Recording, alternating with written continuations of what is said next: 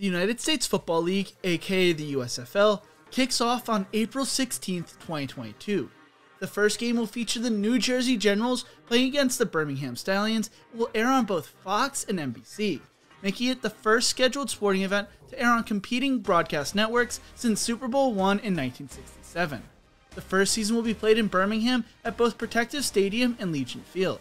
With the league kicking off in less than 3 months and this channel's origins being focused around spring leagues, I thought it'd be fun to cover who the head coaches are for each team. In this video, I'll be looking at the coaches for the Southern Division. If you enjoyed this video, go check out my video on the Northern coaches I released earlier today after this video.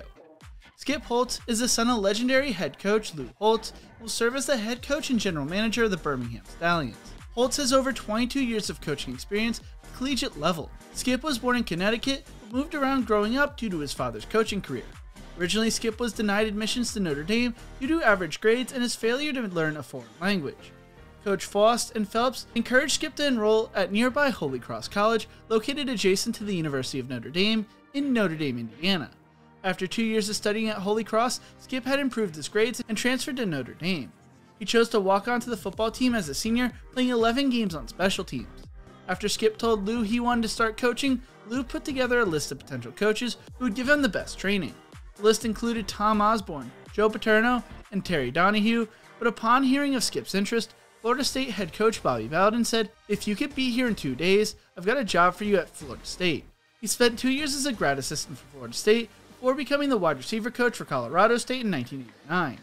In 1990, he returned to Notre Dame coaching the wide receivers and later becoming the offensive coordinator under his father.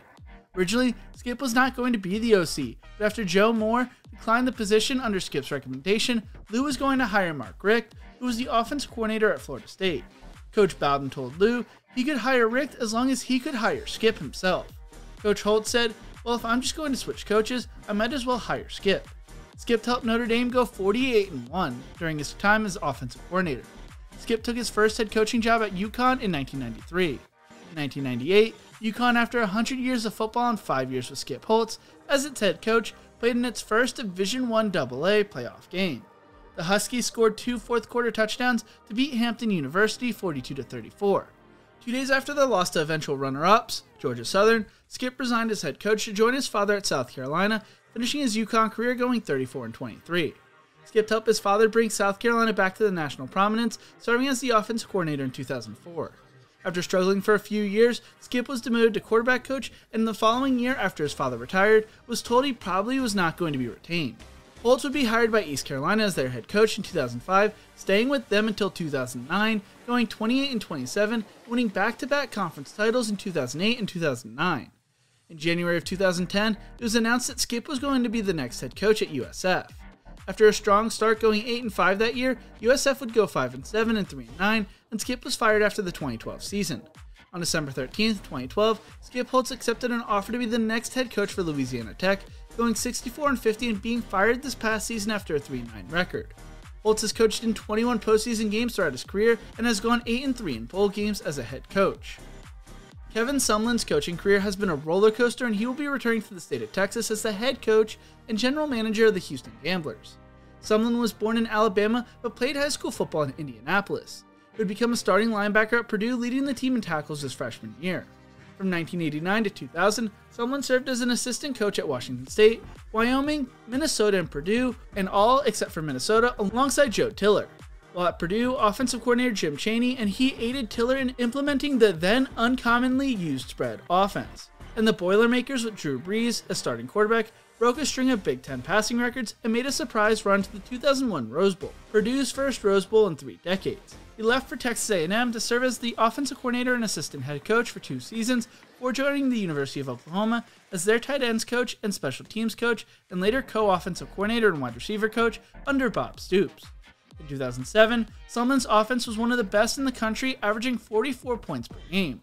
In December 2007, Sumlin was named the next head coach at Houston. In December 2009, Sumlin was announced as a finalist for the Paul Bear Bryant Award, and in 2011, Sumlin coached Houston to a 12-0 start before losing the Conference USA Championship game to Southern Miss, and he would then leave Houston to take the Texas A&M job. In 2012, Sumlin named Johnny Manziel his starting quarterback, and he would go on to win the Heisman and upset Alabama that year. They finished their first year in the SEC going 11-2, winning the Cotton Bowl. In 6 seasons, Sumlin went 51-26, never posting a losing record, but having 9 wins or more once and had 1 winning record in SEC play. He would be fired after the LSU game. In 2018, Sumlin was named the head coach at Arizona, where he would never experience a winning season, going 5-7, 4-8, and 0-5 in 3 seasons. After losing to Arizona State 70-7, Sumlin was fired and has not coached since. Sumlin spoke on the opportunity to coach in the USFL, saying, "A new league like the USFL provides opportunity for coaches as well as players, and I'm very excited to have this opportunity to be a head coach at the professional level. I love coaching football players. It's in my blood. There are many athletes who are hungry to play high-quality football. I can't wait to build my team and work with them this spring." Hey you! Yeah, you! Who will you be rooting for in the USFL? Let me know in the comment section below. If you're enjoying this video, make sure to leave a like, a comment, and subscribe to the channel. I would really appreciate it because it really helps the video in the algorithm. Todd Haley will be the head coach and general manager for the Tampa Bay Bandits. He is the son of Dick Haley, formerly the director of player personnel for the Pittsburgh Steelers and New York Jets. As a kid, Haley was a ball boy for the Steelers and would go on to play golf at the University of Florida and Miami, but graduated from North Florida. He never played football beyond youth ball, and in 1995, Haley was hired as a scouting assistant for the New York Jets before being promoted to wide receiver coach in 1997, helping Keyshawn Johnson make it to his second Pro Bowl. Between 2001 and 2006, Haley served as the wide receiver coach for the Bears and Cowboys before becoming the offensive coordinator for the Cardinals in 2007. In 2008, the Cardinals offense was one of the league's most innovative and explosive units, making it to the Super Bowl. Haley was then hired as the head coach of the Kansas City Chiefs for the 2009 season. Some players questioned Haley's credentials due to never playing the game beyond youth football. Haley went 19-26 in 3 seasons with the Chiefs, but was fired in 2011 after starting 5-8. Haley was hired as the Steelers' offensive coordinator in 2012, becoming the first offensive coordinator to be hired outside the organization in 13 years. His contract expired after the 2017 season and was not renewed. In January of 2018, he was hired as the Browns' offensive coordinator, but fired alongside Hugh Jackson at the end of October that year. In 2020, Haley became the offensive coordinator for Riverview High School in Sarasota, Florida. Haley's excited for the opportunity in the USFL, saying, "It's been a while since I led a team on field, and I've missed it. It's also rare that the head coach, as it once was put, gets to pick all the groceries and fix the meal. This is going to be a lot of fun, and I expect the fans to enjoy the competition." Last but not least is New Orleans Breakers head coach and general manager Larry Fedora. Fedora is from College Station, Texas, and played wide receiver at Austin College, where he would also start his coaching career. In 1987, he became an assistant for Garland High School, before returning to the college level at Baylor, serving as Baylor's wide receivers, tight ends, and running back coach for 6 seasons. He then became the wide receivers coach and passing game coordinator for Air Force in 1997, and the offensive coordinator at Middle Tennessee in 1999. In 2002, he was hired by Ron Zook to join his coaching staff at the University of Florida. Fedora served as a run game coordinator in 2002, perimeter game coordinator in 2003, and offensive coordinator in 2004. During those 3 seasons, Fedora also coached the running backs and receivers. In 2005, he became the offensive coordinator at Oklahoma State. With this spread offense, Fedora drew several assistant coaching offers from top-tier schools including LSU and Alabama, as well as some head coaching offers including Rice and Air Force. In 2007, Fedora became the head coach at Southern Miss, landing 5-star prospect DeAndre Brown. Fedora started his Southern Miss career opening the 2008 season with a 51-21 win over Louisiana Lafayette, in which the Golden Eagles broke multiple school records. Under Fedora, Southern Miss notched the 4 most prolific offensive seasons in its 100-year football history. Its players also graduated at a higher rate than any time in school history. Finished his Southern Miss tenure going 34-19 and winning a conference title in 2011.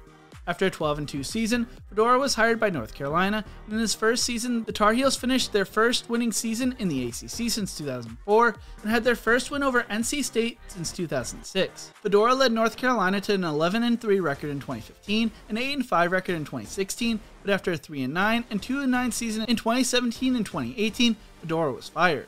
He finished his North Carolina career going 45-43 and going to 4 bowl games. He spent the 2019 season as an analyst for Texas and the 2020 season as an offensive coordinator and quarterback coach for Baylor.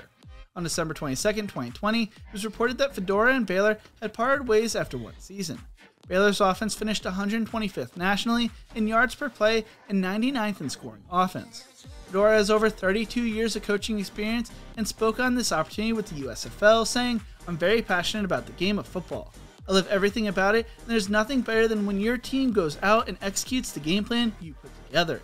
So getting involved on the ground floor of the USFL is a tremendous opportunity. I hope that fans jump in too, because it's going to be exciting and a lot of fun.